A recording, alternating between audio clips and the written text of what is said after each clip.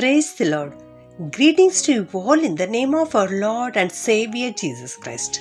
Today's Bible verse, Psalms 44, verse 23. Wake up, Lord. Why are you asleep? Rouse yourself. Don't reject us forever. ಕೀರ್ತನೆಗಳು 44:23 ವಚನ. ಕರ್ತನೆ, ಯಾಕೆ ನಿದ್ರಿಸುತ್ತಿ? ಎಚ್ಚರವಾಗು, ಏಳು, ನಮ್ಮನ್ನು ಬಿಟ್ಟೇ ಬಿಡಬೇಡ. ಈ ಒಂದು ಪ್ರಾರ್ಥನೆ ಕೀರ್ತನೆಗಾರನು ಮಾಡ್ತಾ ಇದ್ದಾನೆ. ಮುಂಚಿನಂತೆ ಅಂದರೆ ಇದಕ್ಕಿಂತ ಮೊದಲು ನಮ್ಮ ಜೀವಿತದಲ್ಲಿ ನೀನು ನಮ್ಮನ್ನು ರಕ್ಷಿಸಿದ ಹಾಗೆ ಈಗಲೂ ಕೂಡ ರಕ್ಷಿಸು ಎಂಬುದಾಗಿ ಅಲ್ಲಿ ಕೀರ್ತನೆಗಾರನು ಪ್ರಾರ್ಥಿಸುತ್ತಿರುವಂಥದ್ದನ್ನು ನಾವು ನೋಡ್ತಾ ಇದ್ದೇವೆ. ಹೌದು, ಈ ಲೋಕದಲ್ಲಿ ನಾವು ಜೀವಿಸುತ್ತಾ ಇರುವಾಗ ನಮ್ಮ ಜೀವಿತದಲ್ಲಿಯೂ ಕೂಡ ಅನೇಕ ಸಮಸ್ಯೆಗಳು ಬರುವಂಥವುಗಳಾಗಿವೆ. ಆ ಸಮಯದಲ್ಲಿ ಈ ಕೀರ್ತನೆಗಾರನು ಪ್ರಾರ್ಥನೆ ಮಾಡಿದ ಹಾಗೆ ನಾವು ಕರ್ತನಲ್ಲಿ ಬಂದು ಪ್ರಾರ್ಥನೆ ಮಾಡುವಾಗ ಆತನು ಖಂಡಿತವಾಗಿಯೂ ನಮ್ಮನ್ನು ಆಶೀರ್ವದಿಸುತ್ತಾರೆ. ಆತನು ಎದ್ದು ಬಂದು ನಮಗೆ ಸಹಾಯ ಮಾಡುತ್ತಾರೆ. ಯಾಕೆಂದರೆ ಆತನು ಕೃಪಾಭರಿತನಾದ ದೇವರು. ಆತನು ತನ್ನ ಕೃಪೆಯ ನಿಮಿತ್ತ ನಮ್ಮನ್ನು ವಿಮೋಚಿಸುವಾತನಾಗಿದ್ದಾನೆ. ಮಾರ್ಕನು ಬರೆದ ಸುವಾರ್ತೆ 4ನೇ ಅಧ್ಯಾಯ 35-41 ವಚನಗಳಲ್ಲಿ ಒಂದು ಘಟನೆ ನಡೆದಿರುವಂಥದ್ದನ್ನು ನಾವು ನೋಡುತ್ತೇವೆ. ಅಲ್ಲಿ ಒಮ್ಮೆ ಯೇಸು ಸ್ವಾಮಿ ತನ್ನ ಶಿಷ್ಯರೊಂದಿಗೆ ಸೇರಿ ಒಂದು ದಡದಿಂದ ಇನ್ನೊಂದು ದಡಕ್ಕೆ ಹೋಗುತ್ತಾ ಇದ್ದರು. ಆತನು ಆಚೆ ದಡಕ್ಕೆ ಹೋಗಲಿಕ್ಕೆ ಆ ಶಿಷ್ಯರೊಂದಿಗೆ ಸೇರಿ ಹಡಗನ್ನು ಹತ್ತುತ್ತಾರೆ. ಆಗ ಸಾಯಂಕಾಲ ವೇಳೆಯಾಗಿತ್ತು ಮತ್ತು ಅಲ್ಲಿಯವರೆಗೆ ಯೇಸು ಸ್ವಾಮಿ ದೇವರ ವಾಕ್ಯವನ್ನು ಸಾರಿದ್ದರು. ಹೀಗಾಗಿ ಯೇಸು ಸ್ವಾಮಿ ಆಯಾಸವಾಗಿರಬಹುದು. ಆತನು ಹಡಗು ಹತ್ತಿದ ಕೂಡಲೇ ಅಲ್ಲಿ ಮಲಗಿ ನಿದ್ದೆ ಮಾಡುತ್ತಾ ಇದ್ದರು.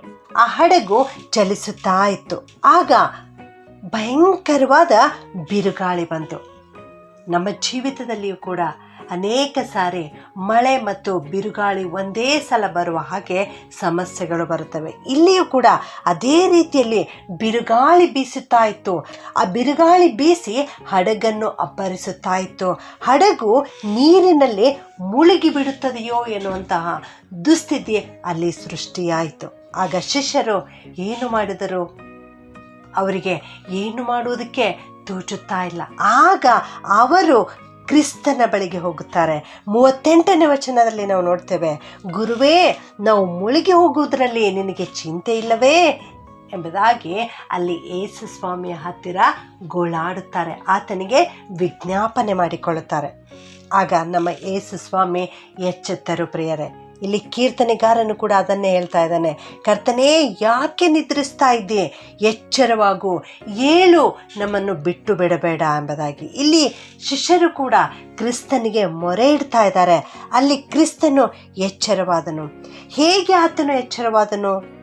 ಅಲ್ಲಿ ಬಿರುಗಾಳಿ ಬೀಸುತ್ತಾ ಇತ್ತು. ಆ ಶಬ್ದವನ್ನು ಕೇಳಿ ಎಚ್ಚರವಾದರ? ಅಥವಾ ಆ ಮೊರೆಯುತ್ತಿದ್ದ ಕಡಲ ಶಬ್ದವನ್ನು ಕೇಳಿ, ಆ ಅಲೆಗಳ ಶಬ್ದವನ್ನು ಕೇಳಿ ಎಚ್ಚೆತ್ತರ? ಅಥವಾ ಅಲ್ಲಿಯ ಭಯಾನಕ ಸನ್ನಿವೇಶಗಳು ನಿರ್ಮಾಣವಾಗಿದ್ದವಲ್ಲ, ಅವುಗಳನ್ನು ಕೇಳಿ ಎಚ್ಚರವಾದ್ರ?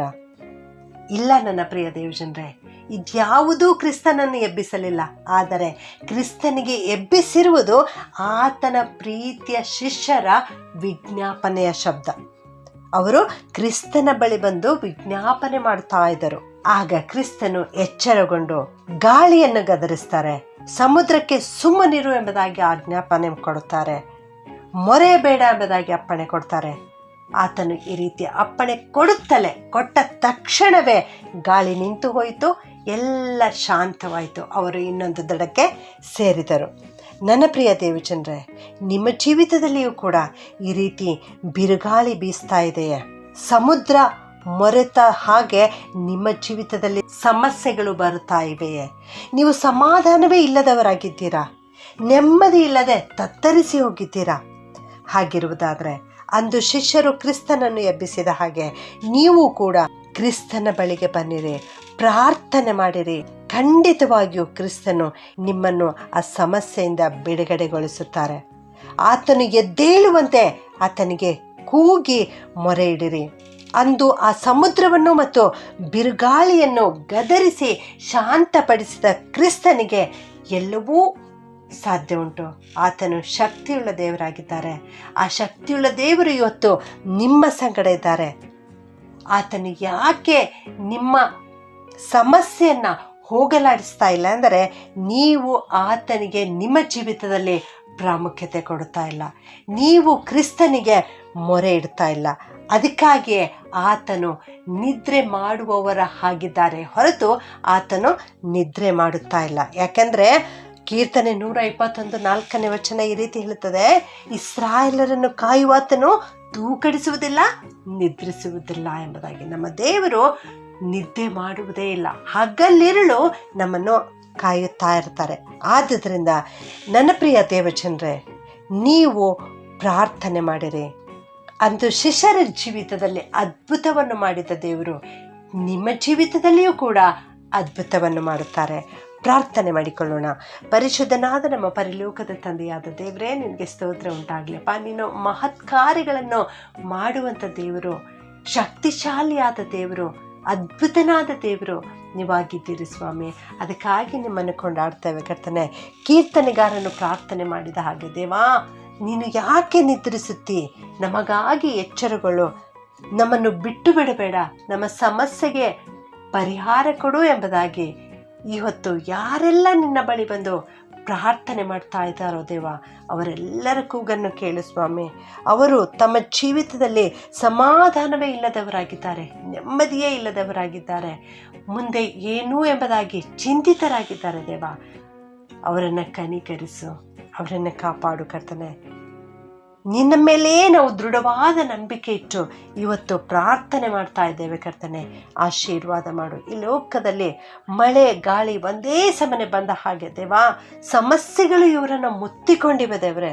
ಅದರಿಂದ ಹೊರಬರಲಿಕ್ಕೆ ಸಹಾಯ ಮಾಡು. ಆ ಸಮಸ್ಯೆಗಳಿಂದ ಬಿಡುಗಡೆ ಕೊಡು. ದೊಡ್ಡ ಆಶೀರ್ವಾದವನ್ನು ಮಾಡು.